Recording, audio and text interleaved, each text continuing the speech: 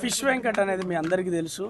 ఒక స్లాంగ్ తోటి అంటే దాదాపు అందరూ కూడా అనర్గళంగా మాట్లాడుతూ ఒక గొప్ప నటులను చూసిన మన ఇండస్ట్రీలో అద్భుతం ఏంటంటే ఒక స్లాంగ్తో వచ్చిన ఆర్టిస్టులను కూడా ఎంకరేజ్ చేస్తూ వాళ్ళకు వాళ్ళ స్థానాన్ని ఇచ్చింది ఈ టాలీవుడ్. ఆ స్థానంలో ఫిష్ వెంకట్ అనేది ఒక మార్కు. మనందరికీ తెలుసు, ఆది చిత్రంలో జూనియర్ ఎన్టీఆర్ గారి చిత్రం ద్వారా తొడగొట్టు అన్న ఒక డైలాగ్ తోటి ఒక కెరీర్ను బిల్డ్ చేసుకొని ఒక అద్భుతమైన స్థానాన్ని సంపాదించుకున్నవాడే ఫిష్ వెంకట్.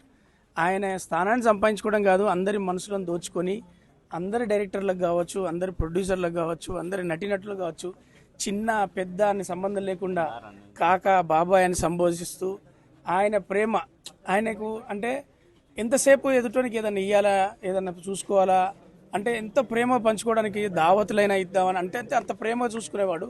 సరే, మనందరికీ జీవితంలో నటీనటులకు అంటే మేము మాలాంటి చిన్న ఆర్టిస్టులు గొప్ప నటులను చూసి నేర్చుకునేటివి ఉంటాయి. ఇలాంటి మా బాబాయ్ని చూసి నేర్చుకునేది ఏంటంటే జీవితం అనేది చాలా విలువైంది, దాన్ని జాగ్రత్తగా కాపాడుకోవాలి, సమయాన్ని గుర్తించుకొని ముందుకెళ్ళాలి. ఇప్పుడు నేను చెప్తున్నా, నేను అప్కమింగ్ ఆర్టిస్టులకు కావచ్చు, మిగతా ఆర్టిస్టులకు కావచ్చు, ఇక్కడున్న మీడియా మిత్రులకు కావచ్చు, యూత్కి కావచ్చు, మన ఆరోగ్యం మించిన ఆస్తి లేదు. దాన్ని కాపాడుకుంటే కుటుంబాన్ని వదిలేసి వెళ్ళే స్థానం రాదు. మరి ఫిష్ వెంకట్ గారు మరి అతని దగ్గర మనం చూడాల్సిన గుణపాఠం కావచ్చు, ఏదైనా కూడా కావచ్చు. అతను లాస్ట్ వరకు కొట్లాడింది ఇంకొద్దిలో బాగుపడి ఇంకొద్దిలో మళ్ళీ లేచి మళ్ళీ నటించి వాళ్ళ కుటుంబాన్ని సెట్ చేయాలి అనే తాపత్రయం ఉండేది.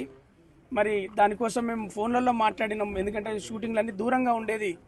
కానీ వద్దాం అనుకునే లోపు ఇది ఈ విధంగా జరగడం చాలా బాధాకరం. మళ్ళీ చెప్తున్నాను, మన ఆరోగ్యాన్ని మించిన ఆస్తి లేదు. అది కాపాడుకుంటే తప్ప మన కుటుంబానికి మనం చూసుకోవాల్సింది మనం ఉంటేనే మన చరిత్ర. అదొక్కటే మీరు అందరూ నేర్చుకోవాల్సింది, మేమందరం నేర్చుకోవాల్సింది.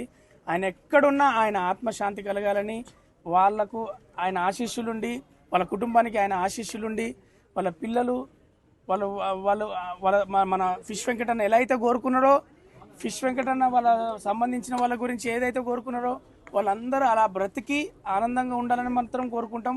ఆయన ఆశీస్సులు వాళ్ళకి ఎప్పుడు ఉండాలని, మా కోఆపరేషన్ కూడా వాళ్ళ పిల్లలకి ఎప్పుడు ఉంటుందని మేము మనస్ఫూర్తిగా తెలియజేస్తున్నా. ఫిష్ వెంకట్ అన్న లేకపోవడం అనేది ఒక స్లాంగ్, ఒక ఆర్టిస్ట్ లేకపోవడం అనేది ఇండస్ట్రీలో అది కూడా ఒక లోటే, తీర్చలేంది.